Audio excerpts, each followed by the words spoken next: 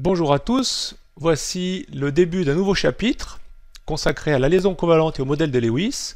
Gilbert Newton Lewis est à l'origine d'un modèle qui date du début du XXe siècle, qui explique pourquoi les atomes s'associent entre eux pour former des molécules. C'est au niveau de leur structure électronique une façon d'atteindre une structure plus stable. Première possibilité, chaque atome apporte un électron. Ainsi, on connaît la stabilité de la molécule de dihydrogène par rapport à l'hydrogène atomique qui est moins stable. Chaque atome d'hydrogène apporte un électron, un S1, qu'on peut schématiser comme ceci. Eh bien, la structure de la molécule sera notée en notation de Lewis, comme ceci, avec un trait entre chaque hydrogène. Historiquement, Lewis avait commencé par noter, comme ceci, un point pour chaque électron, ce qu'on remplace en notation moderne, par un trait qui symbolise un doublet de liaison électronique, donc une liaison covalente. La deuxième possibilité pour former une liaison covalente, on la rencontre avec des espèces un petit peu particulières qui vont pouvoir faire des liaisons covalentes datives, ou dites aussi liaisons de coordination. C'est si un des atomes a à sa disposition un doublet électronique qui est plutôt disponible, on va appeler cette espèce A une base de Lewis, parce que c'est une espèce qui est donneuse d'électrons, et inversement, il y a certains atomes qui ont des orbitales vides, qui seront dits acides de Lewis, puisqu'ils ont une case vide, une orbitale vide. Eh bien, il y a partage à ce moment-là des deux électrons pour former aussi une liaison. C'est une liaison totalement identique à une liaison covalente classique, simplement elle ne s'est pas formée de la même façon. Quelle est la règle qui préside à la stabilité des molécules? Eh bien, dans une molécule, les atomes se sont associés pour que chacun possède un environnement qui correspond à une structure électronique stable.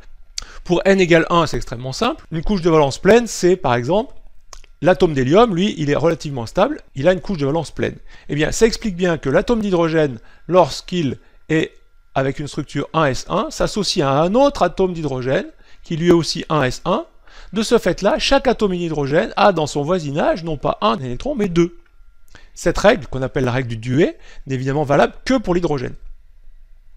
Dans le cas de n égale 2, on retrouve ce que Lewis disait, a group of 8 electrons, un groupe de 8 électrons, est particulièrement stable, c'est-à-dire qu'une couche de valence pleine pour les autres éléments à partir de n égale 2, ça correspond à 2s2, 2p6, notamment la structure électronique du néon, c'est 1s2, 2s2, 2p6. Sa structure électronique de valence, c'est la couche n égale 2, avec les sous-couches 2s et 2p, ça fait bien 8 électrons, 4 doublés, et cette structure-là est particulièrement stable, et donc les atomes, les autres atomes, autres que le néon, vont avoir tendance à s'associer pour que dans leur voisinage, on compte aussi 8 électrons, ce qui donnera une stabilité particulière à la molécule. Donc si on revient sur la définition de la liaison covalente, mais qu'est-ce que c'est qu'une liaison covalente? C'est une mise en commun d'électrons, et puisqu'on parle de mise en commun, on part d'abord des électrons célibataires. Donc on va prendre un exemple. Pourquoi la molécule de F2 se forme-t-elle? Eh bien tout simplement parce qu'on va constater dans sa couche de valence, qui est en 2s2, 2p5, qu'il y a 7 électrons de valence, et non pas 8. Donc il est naturel que lorsqu'on regarde le 7e électron de la couche de valence, on se dise, eh bien finalement cet électron célibataire peut être associé à un autre électron célibataire d'un autre atome de fluor pour former une molécule.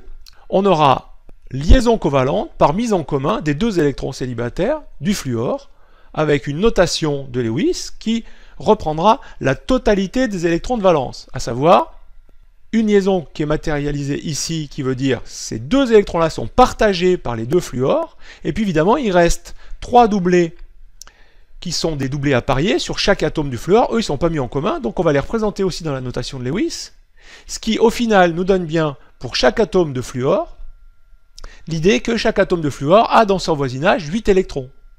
2, 4, 6 et 8 avec les deux qui sont partagés avec l'autre atome de fluor. Voilà un petit bonus, voilà comment on peut schématiser le partage des densités de probabilité électronique lorsqu'on a formation de la molécule de dioxygène. On verra que la molécule de dioxygène, sa notation de Lewis, c'est ceci. À suivre, comment dessiner à coup sûr des schémas de Lewis des molécules. Merci, à bientôt.